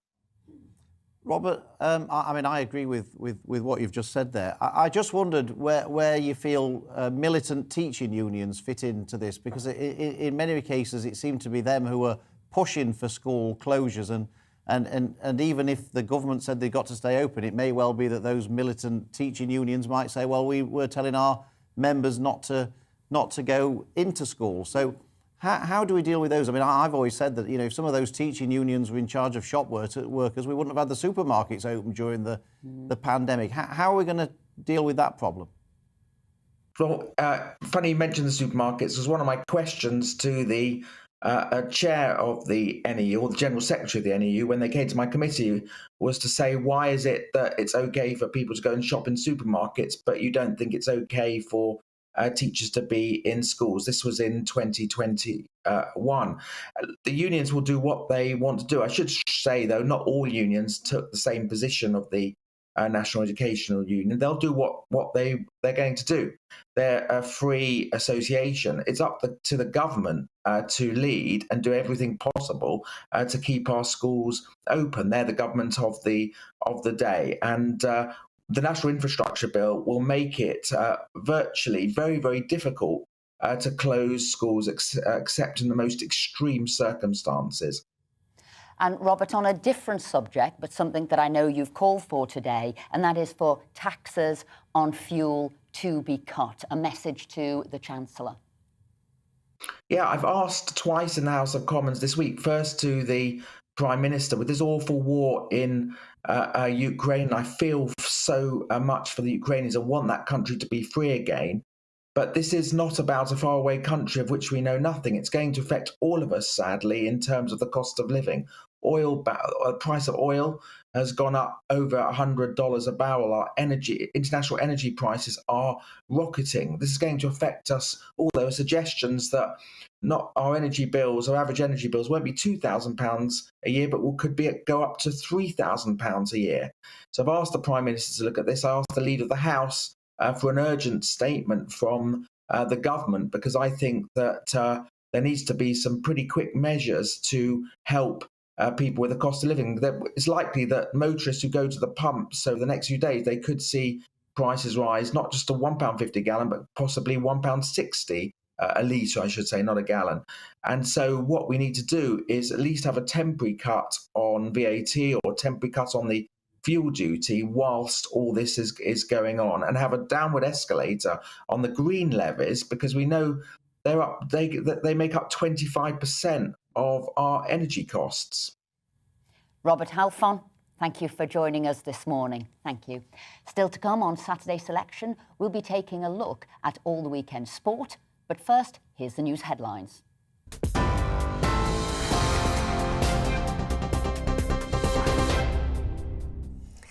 It's 11:37. I'm Tamsin Roberts in the GB newsroom. Well, we can start with some news just in. France has seized a ship in the English Channel suspected of violating Russian sanctions. French Sea Police seized the cargo ship, which French authorities believe belongs to a Russian company suspected of breaching trade sanctions linked to the war in Ukraine. The Russian embassy in France is seeking explanations from the French authorities over the seizure. That news just in. Well, meanwhile, the Ukrainian president says the country is controlling Kiev, but has urged people to come and help fight. Britain's defence ministry reports the bulk of Russian forces are 19 miles away from the centre of the capital. Gunfire and explosions have been heard throughout Kiev, and fighting has broken out on the streets as Russia's invasion reaches its third day. The UN Refugee Agency says more than 120,000 Ukrainian refugees have fled the country since Russia began its attack. NATO leaders, including the UK and US, have agreed to give more weapons, medical supplies and military aid to Ukraine. NATO were also deploying significantly more troops to Eastern Europe to bolster its defences. US President Joe Biden will provide up to £450 million to fund immediate aid and military training. Well, to other news now, and British Airways has cancelled all short-haul flights from Heathrow until midday today. The airline has put it down to significant technical issues and not a cyber attack. BA's website and app were down for hours yesterday evening. People eligible for an energy rebate payment are being told they can get it quicker if they set up a direct debit to pay their council tax. The Local Government Association says if they don't, it could take longer to get the £150 back because checks will need to be carried out on each household. This is GB News on TV, online and DAB+ radio. Now let's get straight back to Saturday's selection.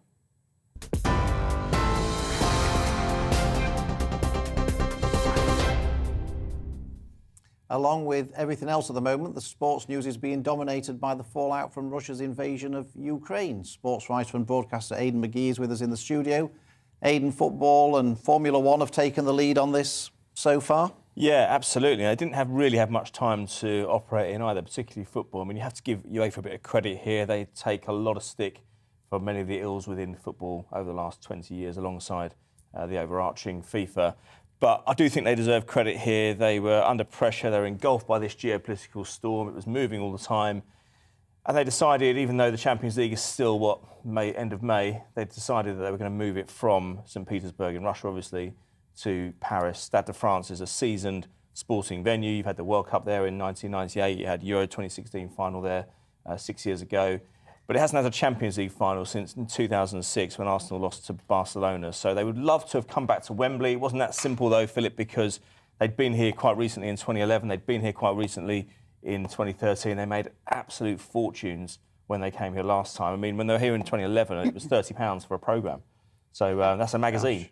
So we didn't usually have nothing interesting in it either. So they shoehorned a way of coming in 2 years later by saying, it's the FA's centenary year. They don't normally care about the FA, but they thought that was the shoehorned, or that was the sort of peg to bring it back to make a load of money.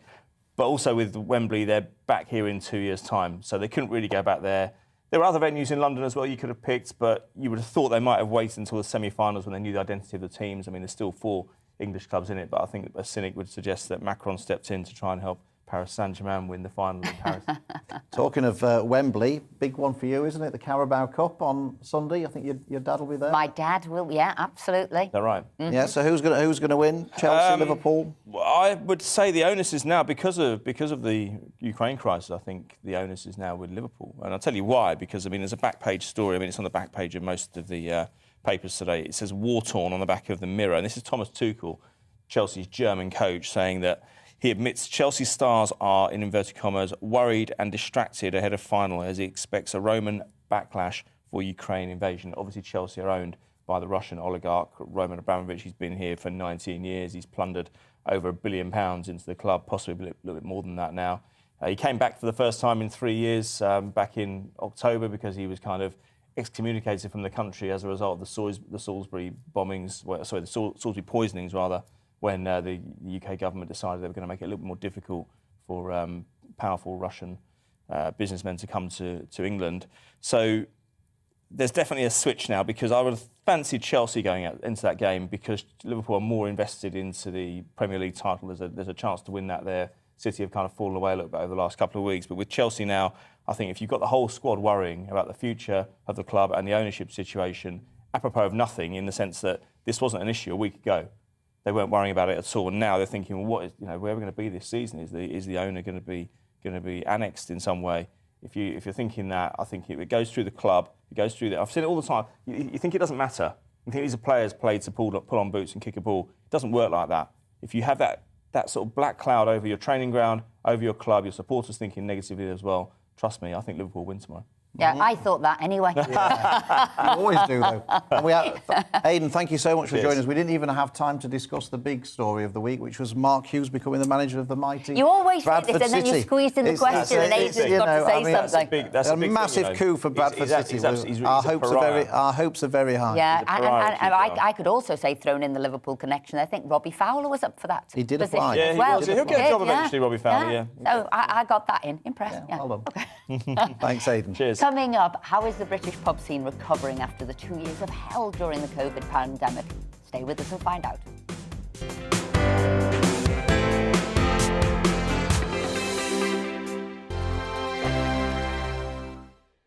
GB News is the UK's home of discussion and debate from all perspectives. To stay up to date on the latest stories, make sure that you subscribe to the GB News channel right here on YouTube. You can watch us live 24/7 across the whole world. You can also check out exclusive content and catch up on previous episodes of your favourite shows. Every day, we ask the questions that you'd ask, so why not add your voice to the conversation in the comments section? Don't forget to subscribe. We are GB News, Britain's news channel. Every night at 11 on GB News, we bring you the next day's stories the day before. Basically like time travel. If it's a big story, we'll cover it, guaranteed. But we'll also have some fun along the way. Big opinions, big laughs. Sometimes big hair. This is Headliners, the paper review show that won't send you to sleep like the others will. 11 p.m, 7 nights a week. Join us.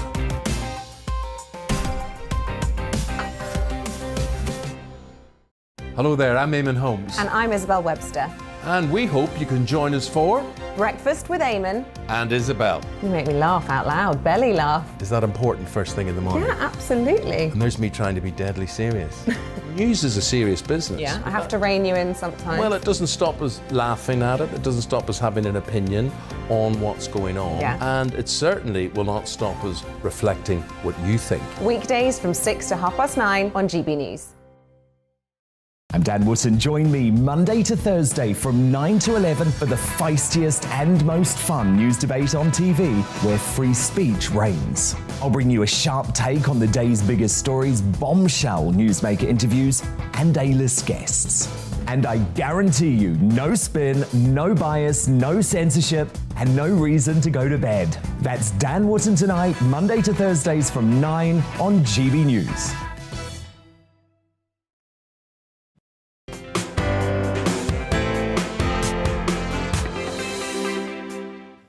It's been a savage couple of years for the pub industry as it struggles to recover from the pandemic. With taxes increasing and wholesale prices rising, is there a real danger of our favourite locals dying out? Let's speak to Emma McClarkin, the Chief Executive of the British Beer and Pub Association, as well as James Armand from the Armand Pub Company and Cassie Davison, the landlady of the Gate Hangs Well. So, Emma, let's start with you. Are there any positive signs for the industry now COVID restrictions, in England at least, have fully come to an end? Yeah, well, COVID restrictions coming to an end, it really is a milestone in our road to recovery for the pub sector. And we hope that we really have seen the end to restrictions, because it has been an absolutely devastating time for the sector. We know that 800 pubs have closed their doors for good during the pandemic. We are seeing a return of confidence to consumers. Around 70% now feel confident to go out to our pubs. And we hope that we can continue to encourage them to come out. But the impact of COVID will be felt for much, much longer. And that's why we're asking the government through our campaign, Long Live the Local, to give us continued support to make sure that we can recover well and go into sustainable growth for the future. Cassie, how have you found it at your pub in terms of the getting through the pandemic, and how have things been since we got rid of all the restrictions? Well, getting rid of all the restrictions has been fantastic. I mean, it's really made a difference. As much as anything else, it's customer confidence. They feel that they feel safe to be out again, and that really makes a massive difference to our business. But I mean, going forward, we've got a whole load of problems sitting on the horizon waiting for us. Not least, I mean, you can see I've just stepped out of the kitchen to come and talk to you. Staff shortages are massive in the industry, so much so that I've had to retrain as a chef and step into the breach. And whilst that's great for now, it's not a long-term solution, and we need to, because whilst I'm in the kitchen, I'm not running my business, and I'm not continuing the investment and the, developing as we should be. And then there's also, as Emma says, there's a huge amount of cost pressures on us. Just even a simple example of fuel prices, that impacts our suppliers, which means our costs go up. We have that impact on our own business, but also our customers. Again, those costs are, the customers have that, and when they're worried about how much disposable income they've got at the end of the month, then the thing that goes first is their trip to the pub, which is, a concern, and increased uncertainty is never good for our businesses. And following up on that, if I can ask James, because Cassie's talked about sort of the cost of living for people, have they got that extra money to go into the pub, energy prices for yourself, but you've also got an array of extra costs coming in. The increase now of the VAT, national insurance contributions coming through. So you, how are you going to deal with that? What are you going to be doing and thinking about in the coming months? Well, your knee-jerk reaction would be to put the prices up and just to pass that on, but how far can you keep doing that? We're up against comparisons with supermarket prices. People have learned in the last year or two to drink at home, and you're up against that when a tenner can buy you a six-pack and it only buys you a couple of pints in the pub. So we are going to hit a ceiling with prices that we can charge. We have to try and provide a service and an atmosphere and environment that is very welcoming. It's a difficult time. We're nervous for the future. James, if you had a request of government, what would it do? What would it be, sorry, because you're having to pay back debt you might have accrued during COVID. You've got price increases coming forward. What would you want the government do to help you, support you, and keep pubs in our local communities? The assistance we've had so far has been very welcome. Without it, we absolutely wouldn't have survived. With the rates help, VAT, the duty help is also good for us, albeit only 3p a pint. When you scale that up to a lot of pints, it helps and it counts. The best thing would be to totally review the rate system. At the moment, we're paying a third. In April, we start to pay a half. If I put normal rates and normal VAT back into our accounts books, as it were, we're just about breaking even at the moment. So the government help for us is absolutely vital. VAT, leave that at 12.5% or lower for food and soft drinks, for the on-trade, and help us with a massive rates review so that our industry is fairly taxed on this, and go to the online industries to try and find the shortfall for the government. Well, I know we certainly want our local pubs to survive, not just survive, but actually to prosper, because we think you are something that's vital in the local community. Cassie, I don't want to keep you out of the kitchen any longer now that you're a chief, what do you say, bottle washer, chef, cook and everything else. So we'll allow you to go back there. James, we've heard your message. And Emma, thank you very much indeed for coming on and championing this industry that means so much to us across Britain. Thank you very much indeed to all of you for being on the show. But let's end the show with the latest showbiz news. And we're joined now by Hayley Palmer, our entertainment reporter. Hayley, let's start with Strictly, which is losing one of its biggest stars. It is. It's losing the lovely Oti. He's the tallest professional, apparently. Didn't know that. But yeah, she's leaving after 7 years. I mean, she's done incredibly well. She's won the title twice, once with Calvin Fletcher and once with Bill Bailey. And she's the only pro to actually win 2 years on the trot. So she's done a great job, and we're going to miss her. But bring back So she's not waltzing off, though, is it? She's happy. She's happy, yeah. She's happy. And, of course, she is a judge on Dancing on Ice, replacing John Barrowman. So we can see her on there. So I did have a little feeling that she might be leaving a couple of months back. There has been speculation. But now she has confirmed it on Instagram. And we wish her very well. And we've got the big news this week that Russia have been expelled from the Eurovision Song Contest, it was strange, really, because they made an announcement that they were staying in, and then it seemed 5 minutes later they made an announcement that they were being kicked out. So obviously they've come under a lot of pressure. Yes, there was a statement released yesterday.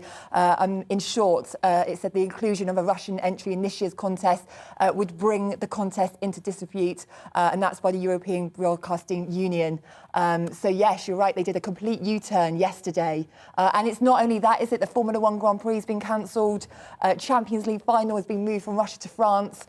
And the Polish Football Association is refusing to play a qualifier against Russia next month. So it seems it's not just the Eurovision that has been affected. Are you a fan of the Eurovision Song Contest? I have Hayley, to say, Philip, I do have a little party every year. Do you? I do. I take it very seriously.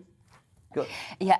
I just like the voting, to be perfectly honest. What, nil point? Yeah, well, I just love the political voting that goes on. You know, Cyprus give Greece 12 points every year and vice versa. I love all that stuff. I still have hope deep down that one year we'll win. It's still save all your kisses for me, isn't it, that we think we seem to peak with there. But Paul McCartney performing at Glastonbury, headlining it. Yes, I mean, bless him, he's going to be 80, and it's a week after his 80th birthday, which makes him the oldest headlining act at Glastonbury this year.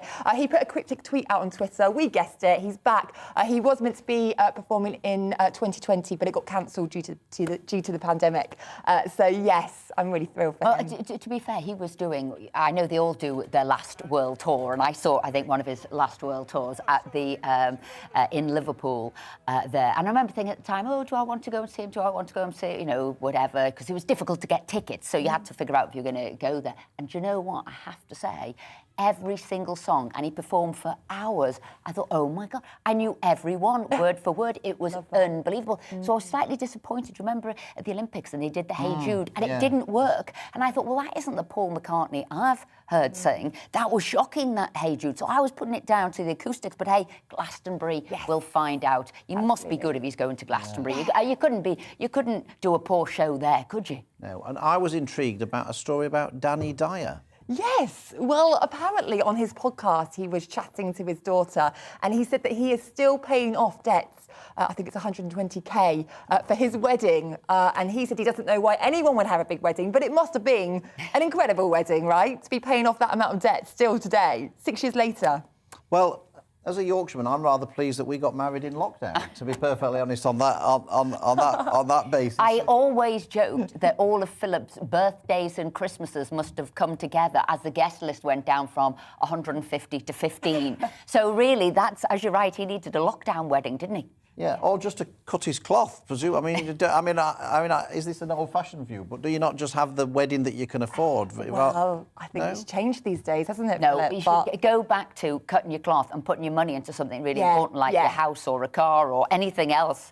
Yeah. You're not getting jealous. No, absolutely not. Hayley, always a pleasure. Fantastic keeping us up to speed with what's going on.